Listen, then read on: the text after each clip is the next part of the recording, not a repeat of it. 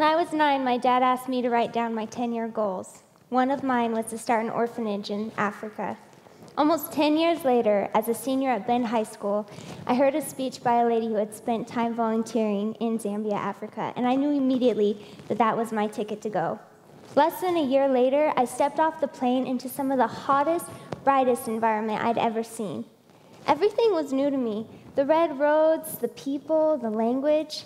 I remember being so nervous, just like I am right now, and reminding myself to stand up straight and just act confident as I made my way to the handicapped school I would be working at. But within a couple of weeks, I started to feel really uncomfortable.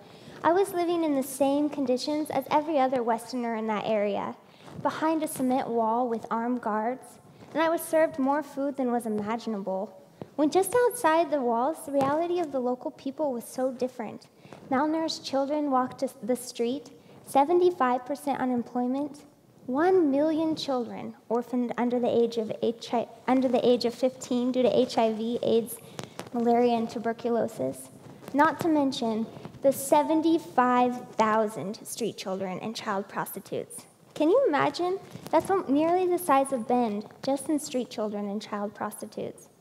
So I knew I wanted to make a difference outside the walls and started volunteering at an AIDS hospice and a school and a nutrition center. This was before the HIV drugs was very accessible, and people would bring their loved ones in wheelbarrows, just hoping to find them a comfortable place to die. One day at the nutrition center, my Zambian friend Violet and I came across 2 badly abused children. The little girl's head was completely bashed in. We took her to the hospital, and I soon realized that there was no place for her to go except go back into the home of her abuser or add to the growing population of street children. I wanted to go and check on her after she was released, but I was told that it was none of my business to stay out of the way because there was too many children in that same situation to help. That night, I was so upset. I remember just tossing and turning. I was angry and I was sad, and I remember thinking, how could I just walk away? How could I not do something? Anything? And then I realized that my whole life was about to change, that no matter what, I had to do something. So I snuck out and found Violet, and we went to check on them. We discussed what we could do and decided to start a foster home for abused and orphaned children called the VIMA LUPWA HOME. LUPWA means family, meaning that we weren't going to create like institutionalized style orphanage, but instead create family homes, taking no more than 14 children per each home and raising them to honor their own culture with a Zambian mother and father. I came home to fundraise and soon realized that that same message that you can't make a difference, that the problem is too big, was echoed to me even back here in the United States. And then I talked to my professor at COCC, Marlena Bellavia, who grew up in the Congo, and she was excited about the idea and became a co-founder. We didn't want to bring a team of Americans to Zambia, but instead we wanted to make this a Zambian project. We employed over 200 local Zambians to build the home, and we kept everything as local as possible. Even the bricks for the house we made from neighborhood termite hills. We weren't trying to make Zambians more like us, but we wanted to empower our Zambian friends to lift themselves up. I don't believe in charity.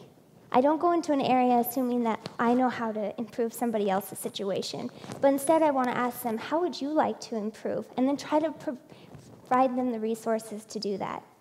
I strongly believe that only Zambians are capable of helping Zambia.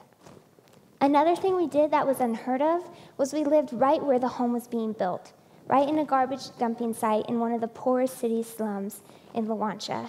There was garbage all over the street, cholera, malaria, and an extremely high crime rate. But we refused to segregate ourselves, reinforcing that we were all just people by living under the same conditions and speaking the local language.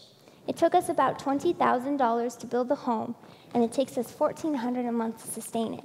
That's only $1,200 per child per year. So on my 21st birthday, after 1 year of fundraising and 6 months of building, the home was completed and we received our first foster daughter.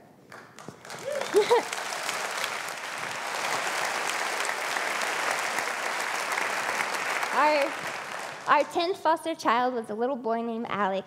Alick came into our home as a malnourished alcoholic at age 5. Alick had been thrown away in a plastic bag by his mother.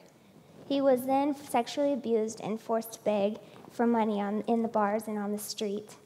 Alick barely said a word or made eye contact with anybody for almost the first year he was in the home. Now Alick is in the 2nd grade, and every day the house is filled with his laughter and singing at full volume, which blends right in with the other children, all sounds of a happy home. That's just one story of the 14 children we have in the home. Imagine the possibility of these children taken into a home, growing with dreams of their own and helping other children. If we ignore the problem, then we continue the cycle of poverty and dependency. Don't be intimidated by its sheer size, because if a girl from a small town of Oregon can make a difference, I promise you can too.